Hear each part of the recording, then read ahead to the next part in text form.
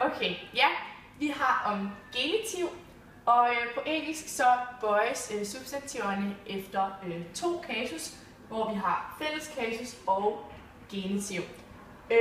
Og fælles kasus er standardbøjningen, og det er den, man bruger, når der ikke er nogen grund til, at man bruger genitiv.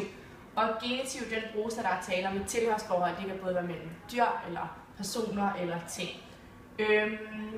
Genitiv dannes på engelsk og dansk på samme måde, ved at der tilføjes s på substantivet. Vi har lige nogle eksempler med her fra engelsk. Det første lyder Sophie's book. Der er altså tale om tilhørsforhold mellem Sophie and the book.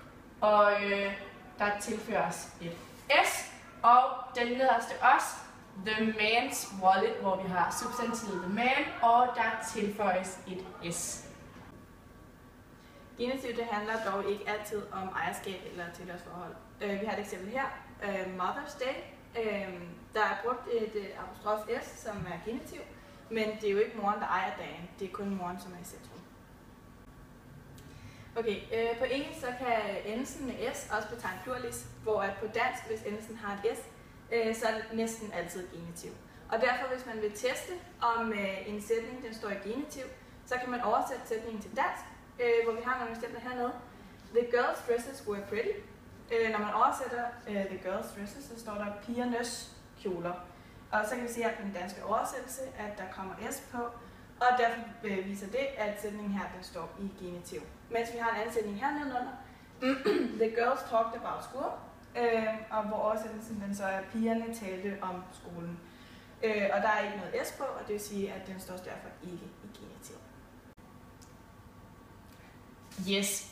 På dansk, når man skal danne genitiv, så tilføjer man et s til substantivet. Der er lidt omvendt på engelsk, hvor at når vi skal danne genitiv, så tilføjes der en apostrof.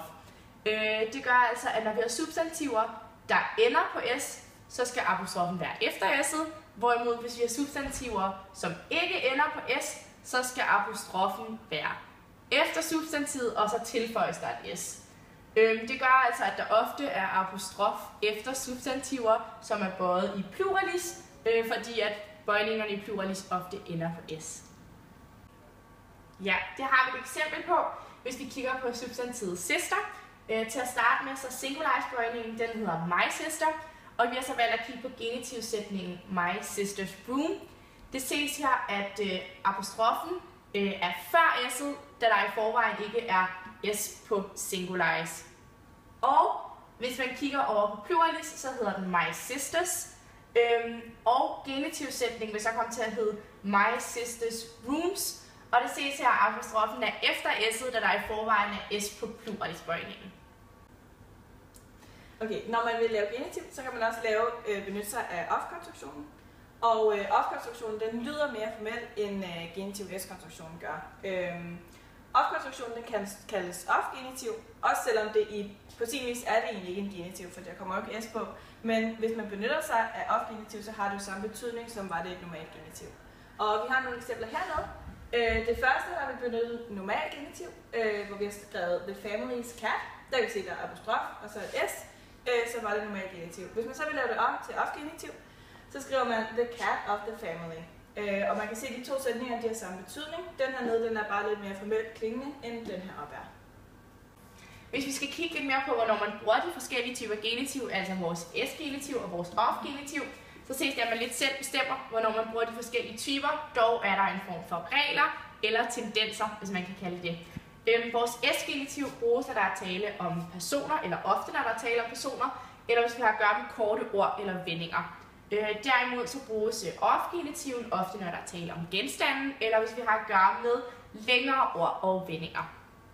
Vi har de 4 fejlsætninger her, og vi kan se den første, det er the ladies' clutches. Og der kan vi se, at der er tale om pluralisform, både fordi ladies, det er pluralis i det, der står i e, og der er tale om flere clutches. Derfor så bør apostrofen have været efter s'et, fordi der i forvejen ville være et s på lady. Den næste, det er the women's red cars. Der kan vi se, at der er tale om en pluralisform i det, at women er pluralis, og der er tale om flere røde biler. Men women, det bøjes uregelmæssigt, og derfor hvis man siger woman i flertal, der er ikke et S på. Derfor bør apostrofen have været før S'et. Den næste, der har vi the keyboards keys. Og her ved vi egentlig ikke, om der er tale om en eller flere keyboards, fordi at på et keyboard er der jo flere keys, hvorfor at keys også står i flertal.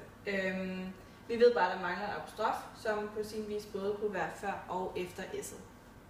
Og i den sidste, der the cakes frosting, der kan vi se, at der er tale om en kage, i det at der er tale om en glasur til en kage. Og der mangler en apostrof, som så skulle have været før S'et.